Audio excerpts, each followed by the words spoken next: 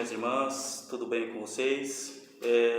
Estamos aqui mais uma vez para agradecer a Deus por tudo que Ele tem feito em nossas vidas, meus irmãos. Eu vou pedir para os irmãos e irmãs me acompanharem num versículo. Aqui nós vamos ler o capítulo todo. É uma passagem bem conhecida entre nós e também pelo mundo afora. A diferença é que nós sabemos o significado dessa passagem. Então, essa passagem fica em Salmos 23, é o Salmos 23. Diz assim: O Senhor é meu pastor, nada me faltará. Deitar me faz em verdes pastos. Guia-me mansamente a águas tranquilas. Refrigera minha alma, guia-me pelas veredas da justiça, por amor do seu nome. Ainda que eu andasse pelo vale da sombra da morte, não temerei mal algum, porque tu estás comigo. A tua vara e o teu cajado me consolam. Preparas uma mesa perante mim na presença dos meus inimigos. Unges a minha cabeça com óleo, o meu cálice transborda.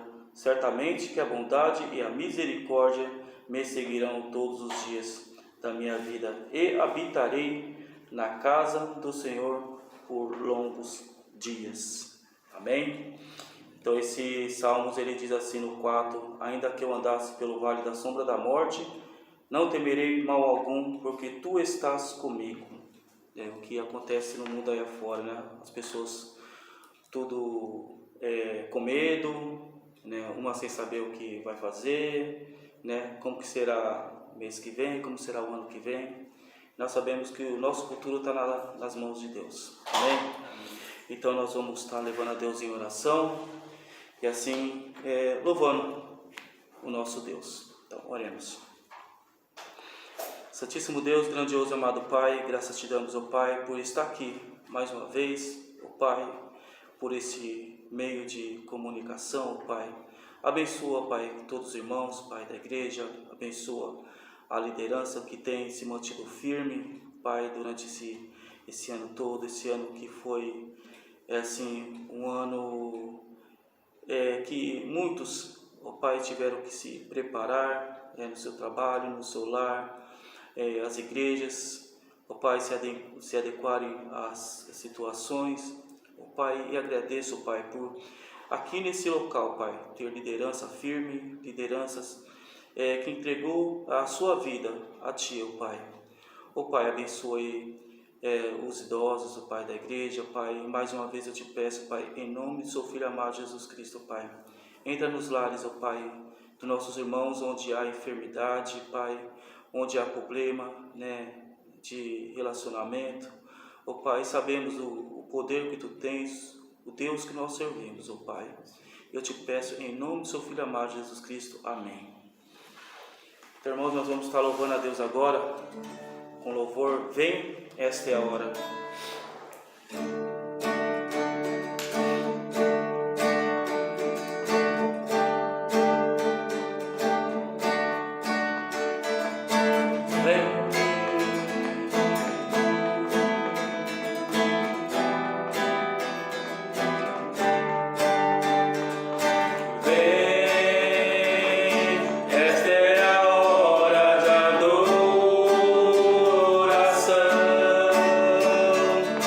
Hey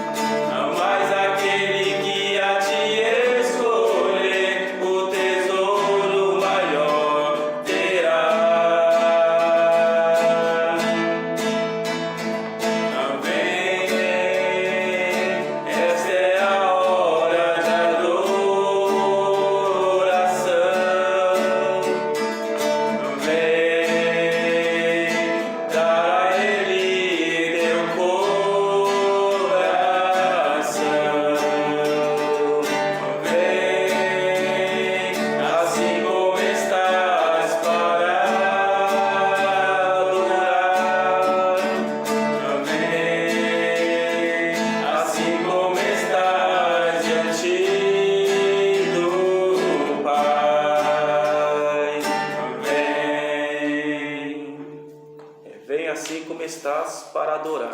Vem assim como estás diante do Pai, que Ele morreu de braços abertos, né? A gente não precisa pagar por nada, né? É só você vir, que Ele está pronto para te receber. Então nós vamos estar dando continuidade nessa parte do louvor reina em mim.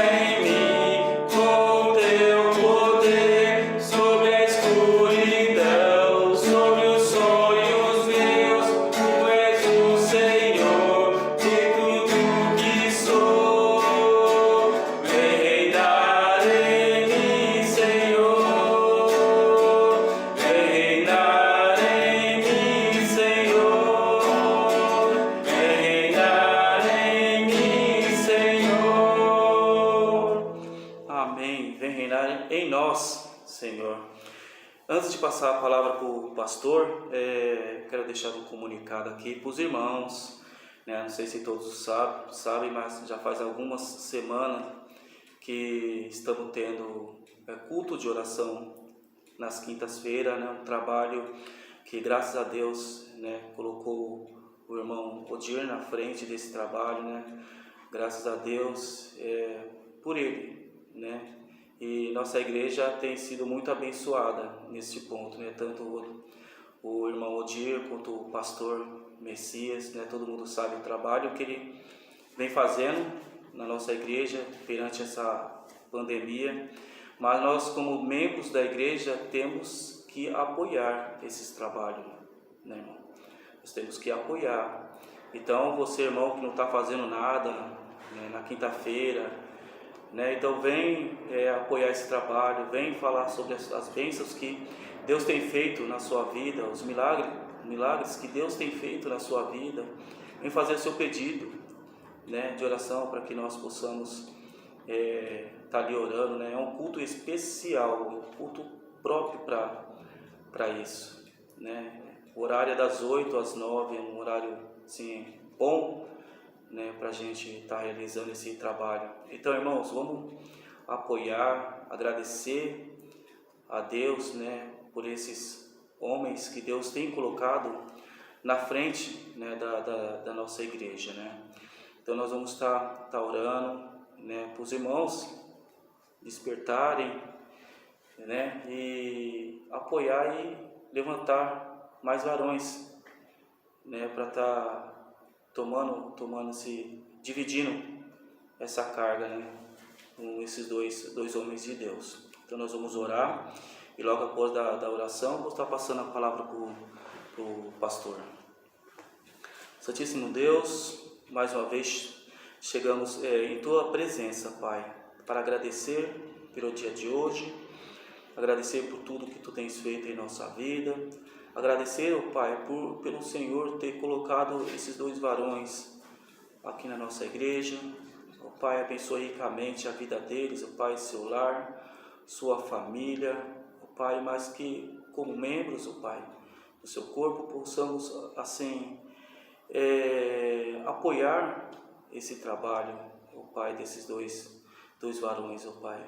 Como membro, ó Pai, possamos assim deixar de lado tudo que é material, tudo que não nos edifica. Pai, possamos acordar por esse lado espiritual nosso, Pai. Eu te peço em nome do seu Filho amado Jesus Cristo. Amém.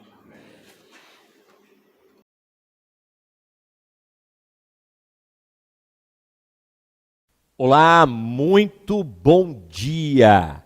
É uma grande alegria ter você conosco aqui na nossa EBD Online, né? EBD Online da Igreja Batista Boas Novas, em Piraporinha, Diadema.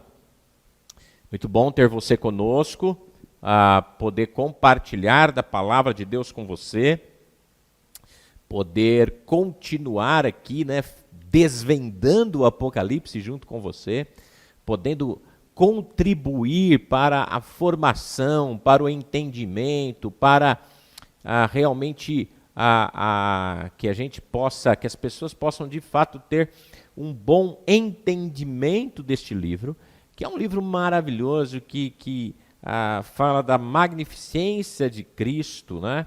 Então, não podemos, na verdade, simplesmente deixar um livro como se fosse um livro oculto, um livro difícil, ou entrarmos em conversas que destroem, na verdade, o texto e causam, né, grandes erros na forma de interpretar o texto bíblico, o que é um grande problema, né? Um grande problema. Então, na verdade, nós temos que entender o texto, aprender a aplicar para a glória do nosso Deus, né? Para que ele seja exaltado através da pregação da palavra. E nós temos procurado aqui, então, ensinar o que de fato o texto bíblico nos fala, que de fato ele nos ensina, procurando de maneira muito simples olhar para o texto e interpretá-lo, como a gente faz com todos os outros textos da Bíblia, né? É que algumas escolas vão chegar em Apocalipse, querem interpretar diferente, né? Chega em Zacarias, querem interpretar diferente, querem alegorizar ou espiritualizar o texto, ou tentar criar símbolos que não existem, e por aí vai. Mas tudo bem. Vamos lá. O texto nos diz hoje, Apocalipse capítulo 4, versos de 1 a 11. É o nosso texto de hoje. Vamos falar sobre a viagem ao céu. Né? Apocalipse capítulo 4, versos de 1 a 11. Vamos ver o que diz a palavra de Deus. Depois destas coisas, olhei, e eis que havia uma porta aberta no céu. E a primeira voz que ouvi era como de trombeta, ao falar comigo, disse: suba até aqui, e eu lhe mostrarei o que deve acontecer depois destas coisas. Imediatamente eu me achei no Espírito, e eis que havia um trono armado no céu, e alguém estava sentado no trono. E esse que estava sentado era semelhante no aspecto à pedra de jaspe e ao sardônio. E ao redor do trono havia um arco-íris semelhante no aspecto à esmeralda. Ao redor do trono havia também 24 tronos, e neles estavam sentados 24 anciãos, vestidos de branco e com coroas de ouro na cabeça.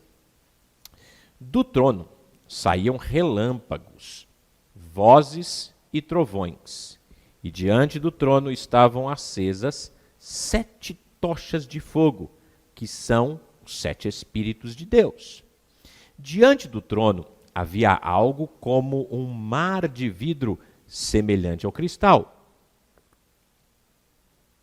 No meio do trono e à volta do trono havia também 4 seres viventes cheios de olhos por diante e por detrás. O primeiro ser vivente era semelhante a um leão. O segundo era semelhante a um novilho. O terceiro tinha o rosto semelhante ao de ser humano. E o quarto ser vivente era semelhante à águia quando está voando. E os 4 seres viventes, tendo cada um deles, respectivamente 6 asas, estavam cheios de olhos ao redor e por dentro. Não tinham descanso, nem de dia, nem de noite, proclamando: Santo, Santo, Santo é o Senhor Deus, o Todo-Poderoso, aquele que era, que é e que há de vir. Sempre que esses seres viventes davam glória, honra e ações de graça ao que está sentado no trono, ao que vive para todo sempre, os 24 anciãos se prostravam diante daquele que está sentado no trono. Adoravam ao que vive para todo sempre e depositavam suas coroas diante do trono, proclamando: Tu és digno, Senhor e Deus nosso, de receber a glória, a honra e o poder, porque criaste todas as coisas por tua vontade, e por tua vontade elas vieram a existir e foram criadas. Vamos orar? Senhor nosso Deus, nosso eterno Pai, nós te louvamos, nós te adoramos. Nós dizemos: Tu és digno, Senhor Deus, Senhor e Deus nosso. Tu és digno de receber a glória, a honra. Tu és digno de receber o poder, porque todas as coisas foi o Senhor que criou por tua vontade, e elas vieram a existir e foram criadas porque assim o Senhor quis. Obrigado porque podemos adorá-lo pela tua misericórdia, bondade, grandiosidade, por tudo que o Senhor é, por tudo que o Senhor manifesta, por tudo que o Senhor tem feito e faz sobre todo o universo que está todo ao seu controle. Abençoa-nos, ó Deus, para que entendamos tua palavra e, entendendo tua palavra, ó Senhor Deus Todo-Poderoso, sejamos edificados e ensinados pela tua verdade. Ao Senhor toda honra, toda glória, todo louvor, toda adoração pelos séculos dos séculos, por meio de Cristo Jesus. Amém.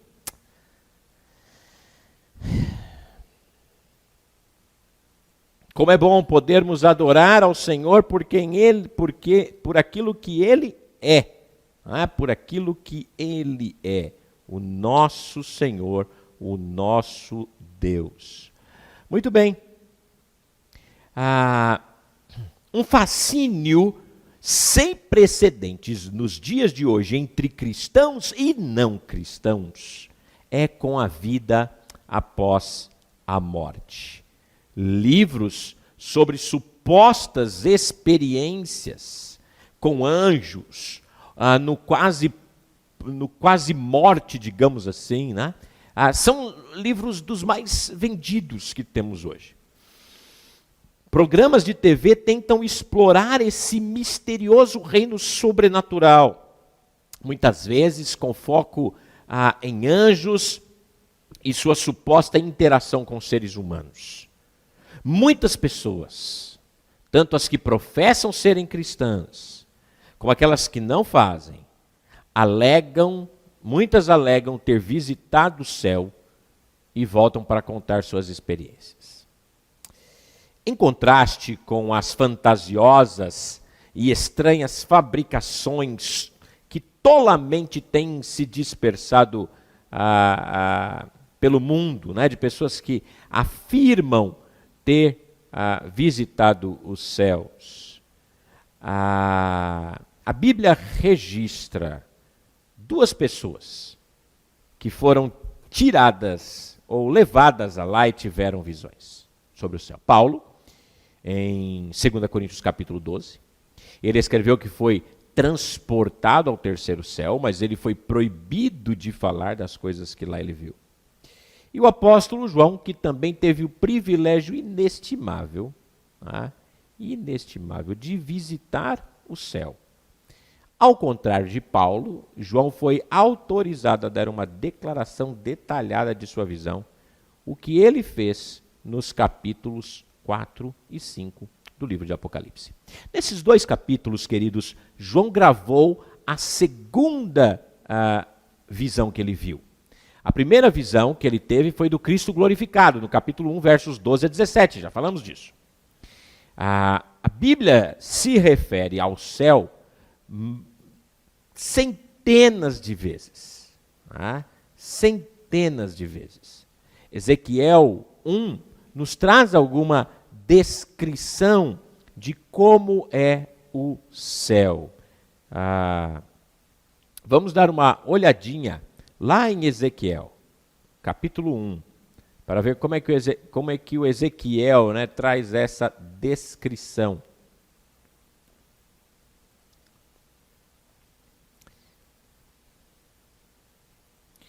No 30º ano do 5º dia do 4º mês, estando eu no meio dos exilados, junto ao rio Quebar, os céus se abriram e eu tive visões de Deus. No 5º dia do referido mês, no 5º ano de cativeiro do rei Joaquim, a palavra do Senhor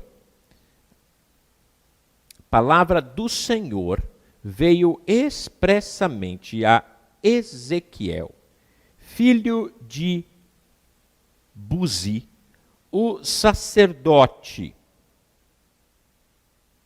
na terra dos caldeus, junto ao rio Quebar. Ali a mão do Senhor esteve sobre ele. Olhei, e eis que do norte vinha um vento tempestuoso. Um vento tempestuoso e uma grande nuvem envolta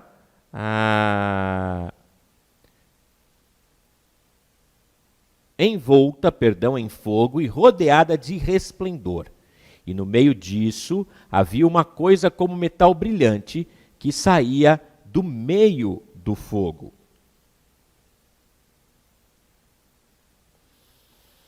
No meio disso saía algo semelhante a 4 seres viventes, cuja aparência era esta.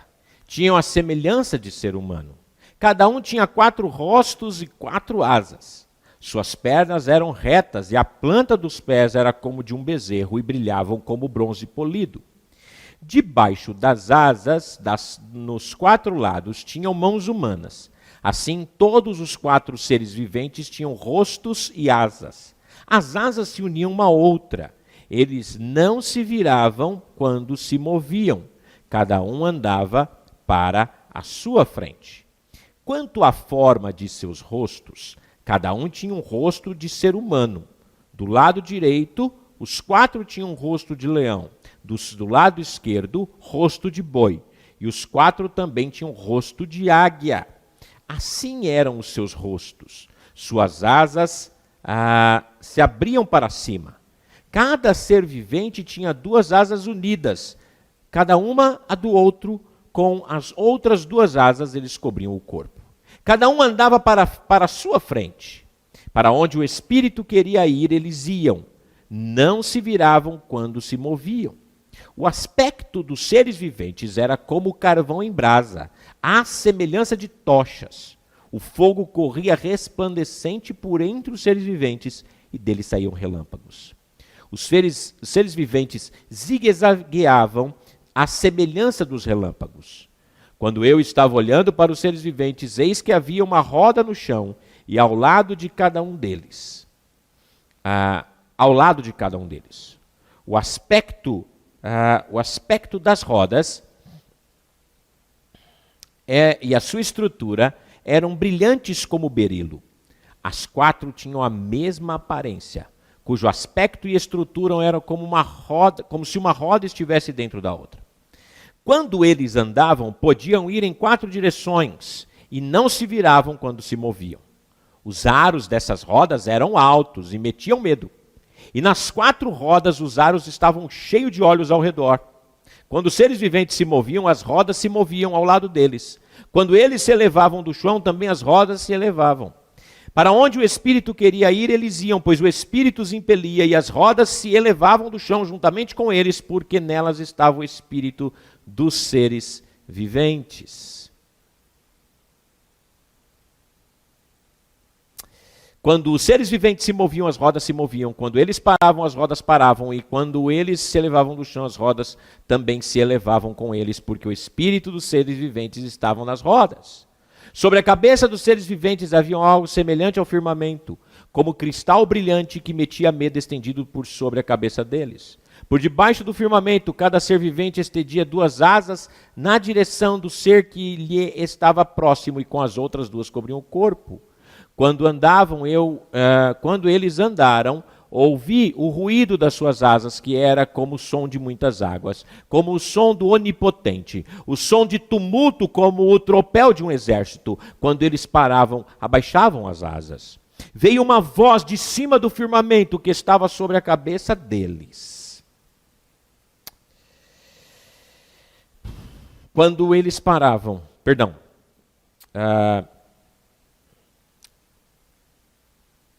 que estava sobre a cabeça dos seres viventes. Né? Vou repetir aqui o verso 26.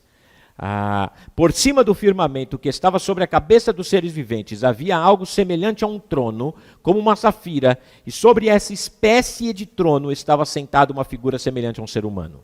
Vi que essa figura era como metal brilhante, ou como o fogo ao redor dela, desde a sua cintura, e daí para cima desde a sua cintura, e daí para baixo, e desde a sua cintura e daí para baixo, vi que essa figura era como fogo e havia um resplendor ao redor dela. Como o aspecto do arco que aparece nas nuvens em dia de chuva, assim era o esplendor ao redor. Esta era a aparência da glória do Senhor. Ao ver isto, caí com o rosto em terra e ouvi a voz de quem falava. Olha como Paulo descreveu em 2 Coríntios, nós não lemos, mas ele fala das glórias que ele viu, mas não pôde falar. Ele fala um pouco sobre o que ele viu, mas ele não pôde explicitar. Ezequiel dá descrições muito legais e muito claras, muito parecidas com o que lemos no livro de Apocalipse. Mas a descrição que João dá nos capítulos 4 e 5, irmãos, no entanto, né, essa descrição é o mais completo e informativo em toda Escritura.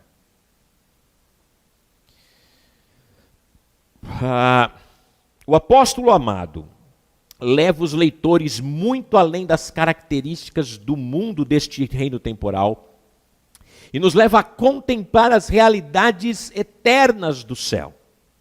Através da visão de João, os crentes têm o privilégio de visualizar o local onde irão viver para sempre.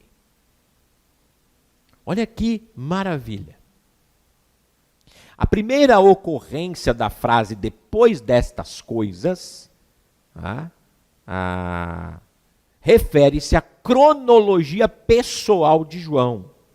Ele observa que essa segunda visão, seguido imediatamente após a visão que João teve do Cristo glorificado, depois das cartas às 7 igrejas, então vem a frase, "depois destas coisas". E esta frase, "depois destas coisas", ela é usada em todo o Apocalipse para marcar o início de uma nova visão. A segunda ocorrência desta expressão, "depois destas coisas", diz respeito à cronologia divina.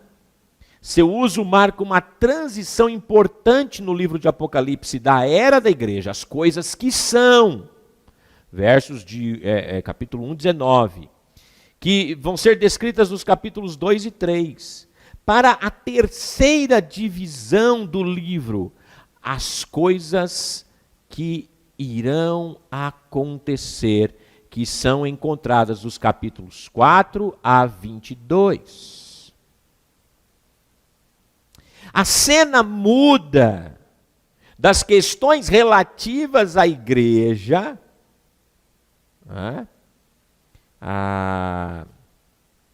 o que não vemos menção nos capítulos de 4 a 19, as coisas relativas à igreja na terra, para uma cena dramática no céu. Aquela cena gira em torno do trono de Deus e constitui o prólogo para os futuros eventos históricos. A tribulação, o reino milenar e a vida na eternidade, novos céus e a nova terra. Ou seja, os capítulos 4 e 5, eles vão se desdobrar nos capítulos 6 a 22. De acordo com a promessa do Senhor para a sua igreja, que ela seria livrada da hora da provação, do derramamento da ira do Senhor antes da sua volta, que ele já tinha dado lá em Apocalipse 3:10. A igreja será arrebatada antes do tempo da tribulação, e isso está descrito no capítulo 6 a 19, o tempo da tribulação. E João olhou, João olhou e espantado, porque esse espanto é indicado pela exclamação, eis, que ele viu uma porta aberta nos céus. Muito semelhante com Ezequiel, capítulo 1. Essa porta já aberta, como João admite, possivelmente aqui, ele esteja se referindo àquele local que Paulo também descreveu como terceiro céu.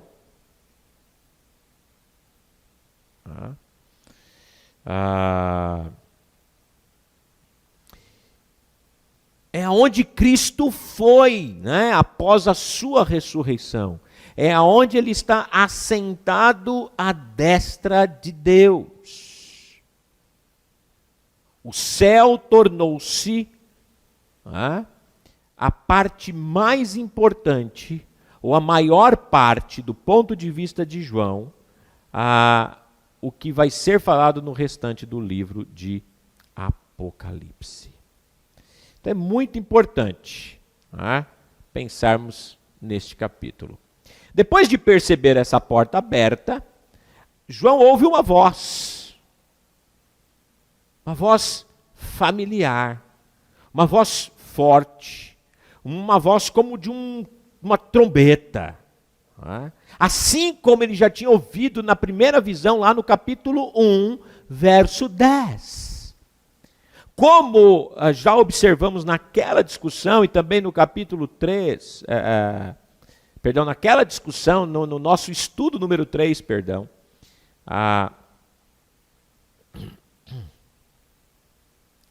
era a voz do Cristo ressuscitado, do exaltado Senhor Jesus. Sua voz é comparada a esse som de trombeta, em outros lugares ao som de muitas águas, a um som de trovão ou qualquer coisa assim. É a voz de comando, é a voz de autoridade. O Senhor, então, especificamente ordena a João, vem até aqui. Ou seja, suba ao céu.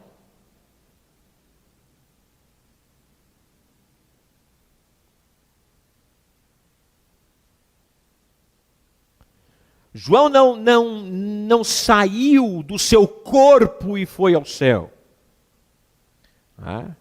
Mas a ideia que o texto está nos mostrando, e o que o texto quer nos mostrar de uma maneira muito específica aqui, é que ele não está tendo uma fantasia mística, mas ele é espiritualmente transportado para a realidade do céu.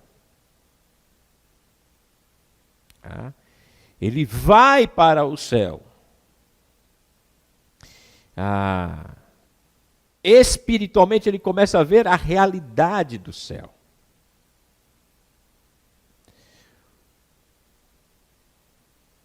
Então João vai lá para receber uma revelação do Senhor.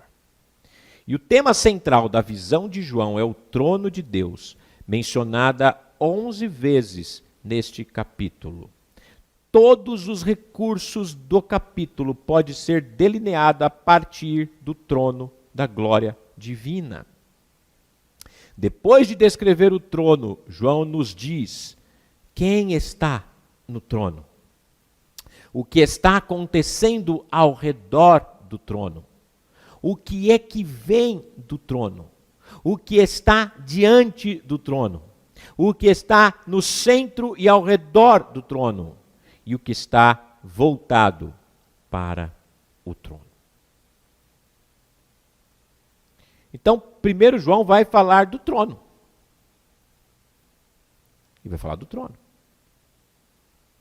E nesta aula de hoje, nós vamos olhar só esse ponto. Não vamos ter tempo de desdobrar todo o capítulo 4.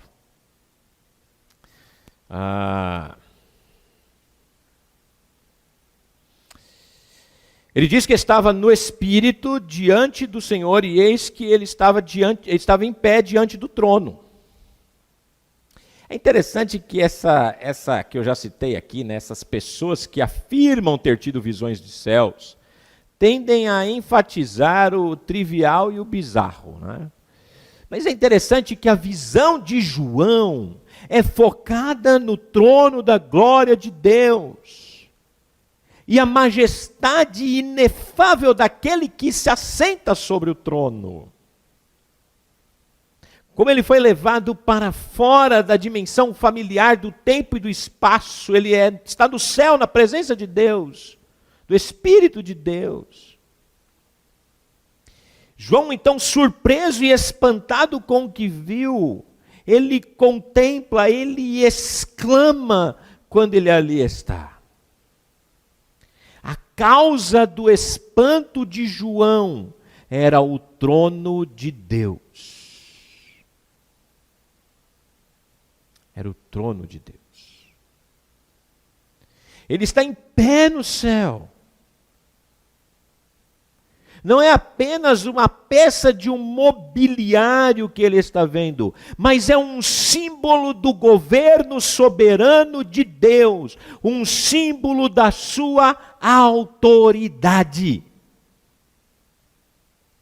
Vamos olhar o Salmo capítulo 11. Salmo capítulo 11. Deixe-me só achar aqui o texto bíblico. Salmo capítulo 11.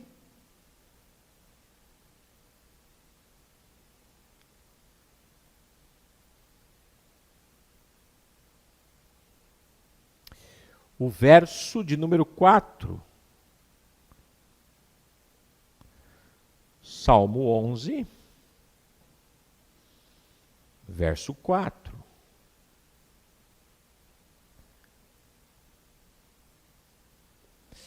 Salmo 11, verso 4 diz o seguinte: O Senhor está no seu santo templo. Nos céus, o Senhor tem o seu trono. Os seus olhos estão atentos e as suas pálpebras sondam os filhos dos homens. Ainda podemos olhar Salmo 103, 19. Salmo 103, 19.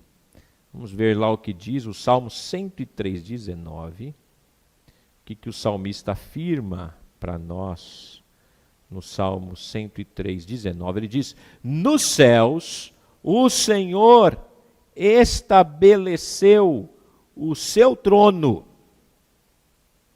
e o seu reino domina sobre tudo. E por fim, Isaías, fica bonito, né? Isaías, capítulo 66. Isaías, capítulo 66. O verso de número 1 diz o seguinte: Assim diz o Senhor.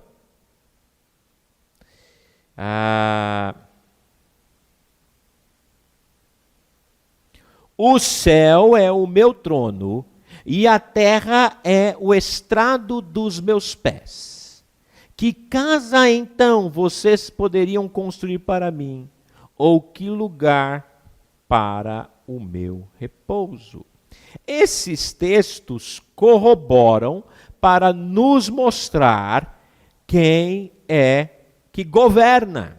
O trono no céu representa o governo do Senhor sobre todas as coisas. Ele chama João, João está diante do trono. E olha que interessante, irmãos. João, ele não vai lá falar, olha que bonitinho, estou aqui no céu, olha, eu estou andando de mão dada com Jesus, olha, eu estou vendo aqui um lugarzinho, olha, uma caminha de ouro, um palácio de cristal para eu morar. Não, ele está diante do soberano Senhor, ele vê o trono do soberano Senhor, e ele então fala desse rei soberano, com autoridade, com a majestade que domina sobre todas as coisas.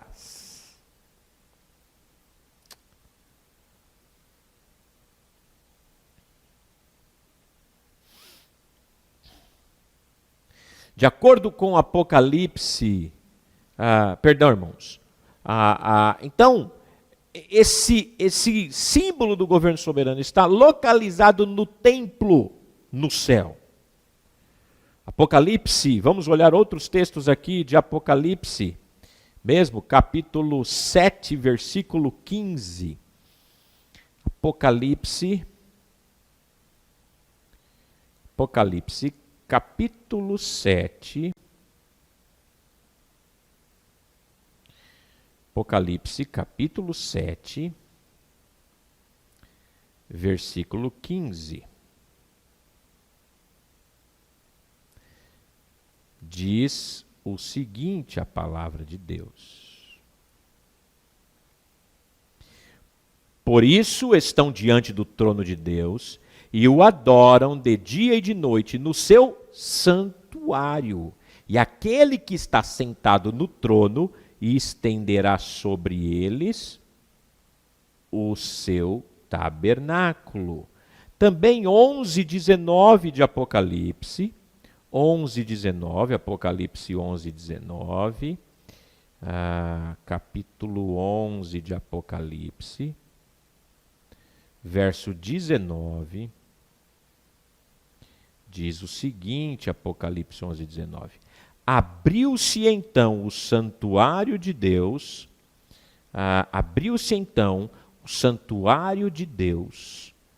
que se acha no céu, e foi vista a arca da sua aliança no seu santuário, e sobrevieram relâmpagos, vozes, trovões, terremotos e forte chuva de granizo.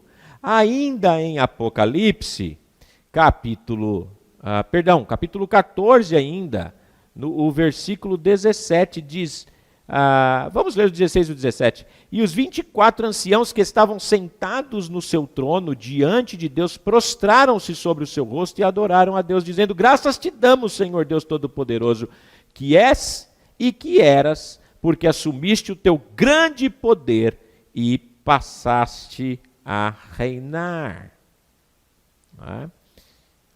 Eu acho que eu li antes aqui, peço perdão, eu antecipei um texto. Na verdade, antecipei não, eu li um texto anterior, e não era esse texto que era para fazer a leitura, mas não tem problema, o texto é bonito, vale a pena. Seria Apocalipse 14, versículo 15 e 17. Que diz: outro anjo saiu do santuário,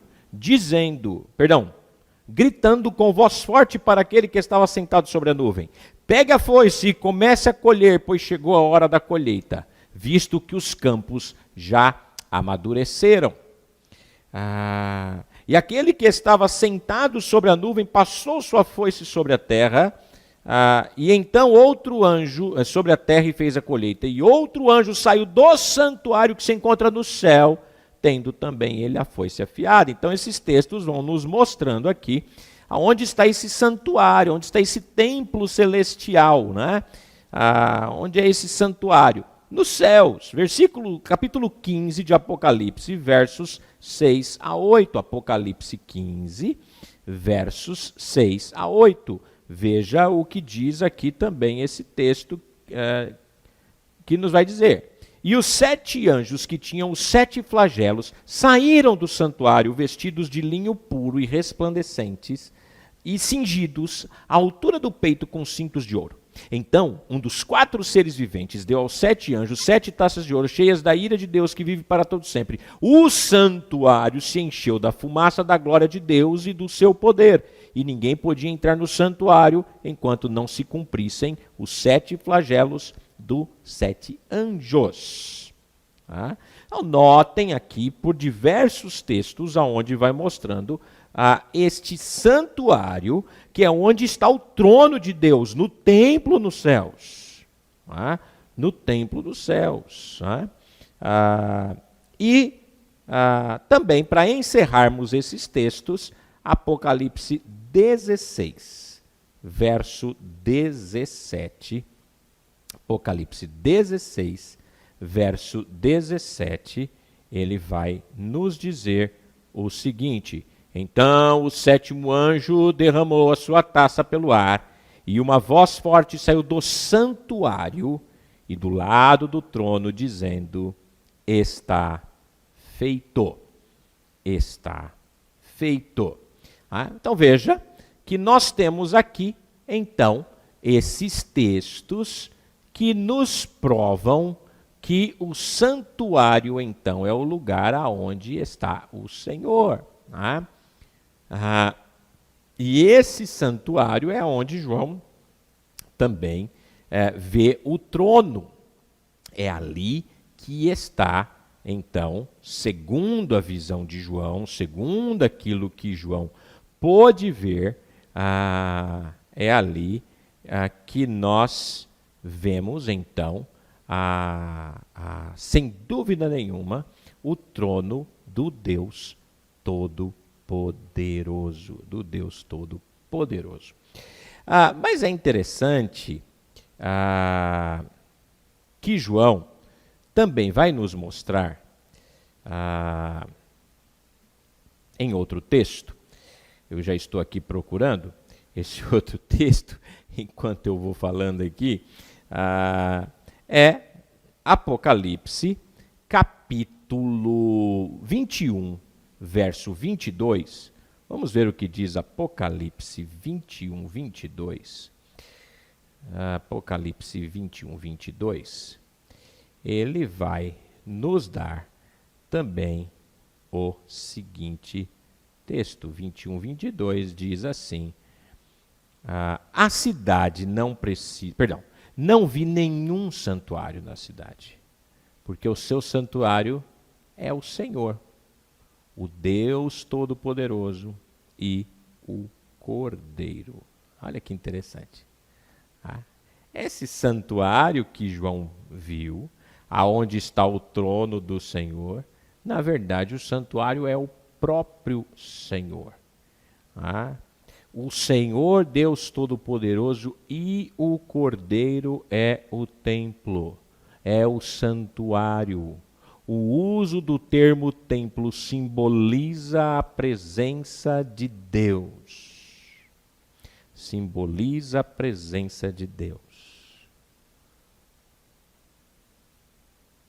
João viu o trono, ele estava em pé diante do trono, porque o governo soberano de Deus é fixo, permanece inabalável, é para todo sempre.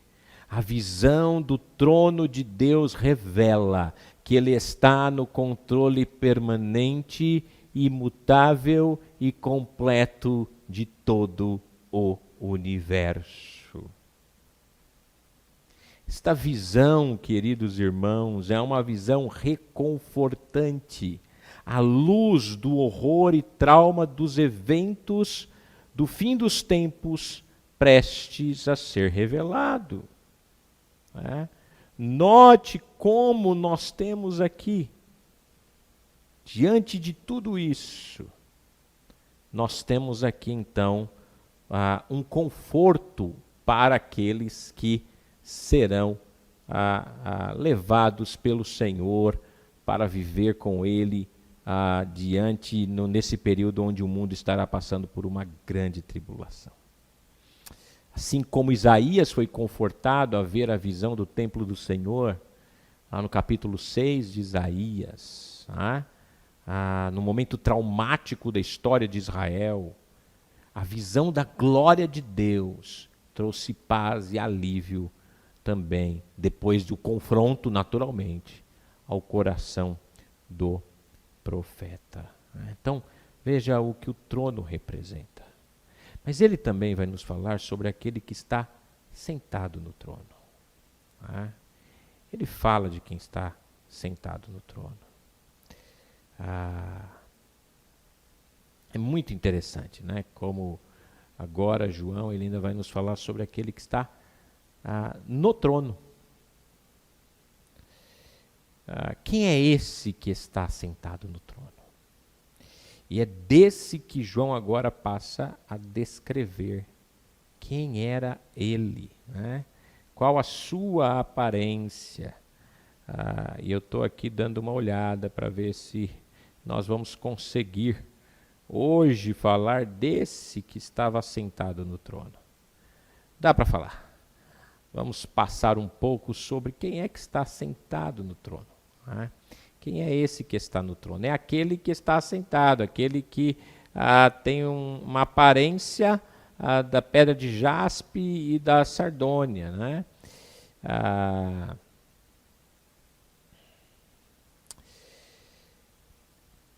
Muitos acreditam, ou muitos dizem que o acaso governa o universo, que o acaso rege o universo, em vez de pensar num Criador soberano, onipotente. Mas o que João vê é um Criador soberano, onipotente, Rei do universo, assentado no seu trono como seu regente. Ele é o Senhor sobre toda a terra. Ele é o Senhor que governa, aquele que está no trono. Conforme Hebreus 1:3, Hebreus 10:12, Hebreus 12:2, né? Que descreve o Cristo reinando. Hebreus vai falar dele sustentando todas as coisas, mas também nós temos aqui alguém que reina. E o pensamento não está descansando porque a obra da redenção foi cumprida, mas reina porque o julgamento está prestes a acontecer. Ele é o Senhor que se assenta no trono para julgar com retidão e justiça. Com retidão e justiça. Ele se assenta para julgar.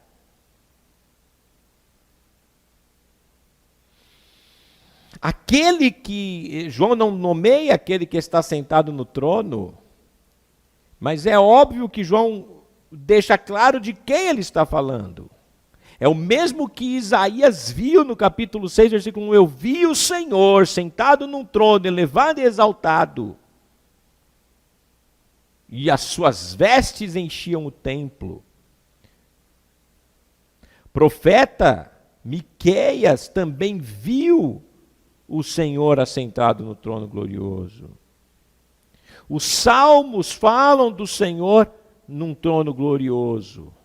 Daniel teve a visão da sala do trono celestial. Vamos dar uma olhada em Daniel capítulo 7.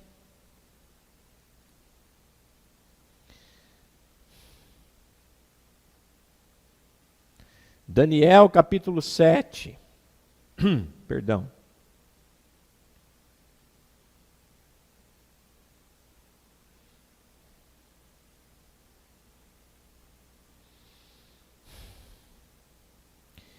Daniel capítulo 7, versos 9 e 10. Diz o seguinte: um rio de fogo manava e saía de diante dele, Eu já fui direto para o 10, é o 9. Continuei olhando até que foram postos uns tronos e o ancião de dias se assentou. Sua roupa era branca como a neve e os cabelos de sua cabeça como a lã pura. O seu trono eram chamas de fogo e as rodas do trono eram fogo ardente. Um rio de fogo, uma nave saía de diante dele. Milhares de milhares o serviam e milhões de milhões estavam diante dele. Foi instalada a sessão do tribunal e foram abertos os livros. E foram abertos os livros.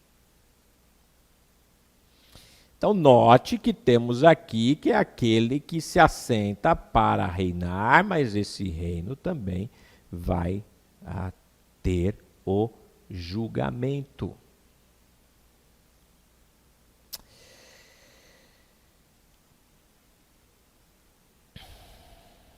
Ezequiel, nós já lemos, capítulo 1, versos 26 e 28, fala sobre esse trono também. Da figura de um homem, de alguém semelhante a um homem sentado. Né?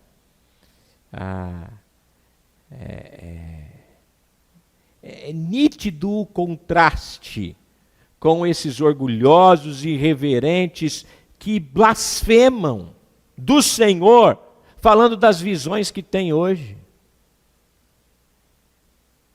Olha, quando nós olhamos Isaías, Ezequiel, Daniel, eles ficaram aterrorizados e humilhados por suas visões.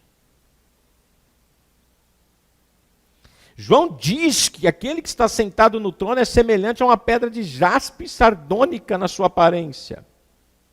Essa descrição é uma reminiscência da luz intermitente, do fogo ardente, de cores vivas da visão de Ezequiel. Apocalipse 21:11 vai descrever o jaspe como o cristal claro, ou seja, é melhor identificar esta pedra como um diamante. Todas as brilhantes, as piscantes facetas, por assim dizer, da glória de Deus é comparada a um diamante.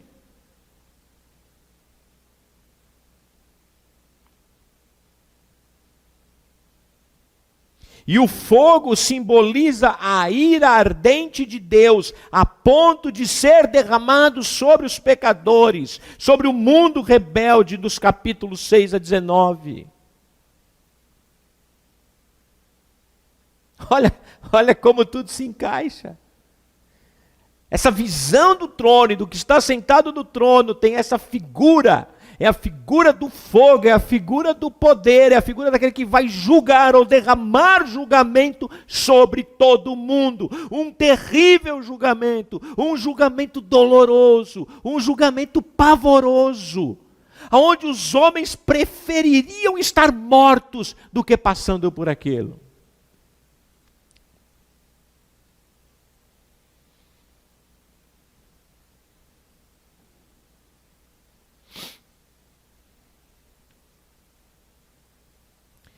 Ainda mais um possível simbolismo nessa escolha dessas duas pedras. São as primeiras e as últimas pedras do peitoral do sumo sacerdote, que representava o primogênito Rubem, o primeiro, das 12 tribos de Israel, e o caçula Benjamim, os 12 filhos de Jacó. Então também isso revela ou mostra a relação das alianças de Deus com Israel. Sua ira e julgamento não vai revogar essa relação. Na verdade, é durante a tribulação que, em grande parte, graças aos esforços evangelísticos dos zelosos 144 mil, é que todo Israel será salvo, conforme Romanos 11, 26. Também é possível que o nome de Rubem e Benjamim tragam a ideia da imagem de Deus. Rubem, eis que ganhei um filho. Benjamim, o filho da minha mão direita. O Filho do Senhor, o Cristo Jesus, é a imagem do Senhor e está assentado à direita da glória de Deus. Então a visão de João do trono de Deus não é de paz e conforto, mas sim uma visão da gloriosa magnificência e esplendorosa do poder de Deus, mas que revela os terrores do julgamento de Deus. Verdadeiramente o nosso Deus é um fogo consumidor. Mas louvamos ao Senhor, porque embora o julgamento é iminente, a sua igreja será preservada, a sua igreja será arrebatada, e a sua igreja estará em um momento de celebração, enquanto o Senhor estará derramando o seu julgamento sobre todo o mundo. Meus queridos, semana que vem vamos olhar quem está ao redor do trono. E vamos falar um pouco já desses 24 anciãos, né? Vamos falar um pouco sobre eles, né? Vamos ter bastante coisa aí para falar sobre isso, né? Quem está ao redor do trono, né? O que vem a partir do trono, os que estão diante do trono, né? O que está em derredor, por assim dizer, do trono, né? E vamos falar sobre cada uma dessas criaturas e suas significâncias dentro do texto, tá certo? E então vamos depois encerrar essa parte falando sobre em direção ao trono, tá bom? Pretendo terminar o capítulo 4 semana que vem, embora tenhamos bastante coisa ainda nesse capítulo 4. Tá certo, queridos irmãos?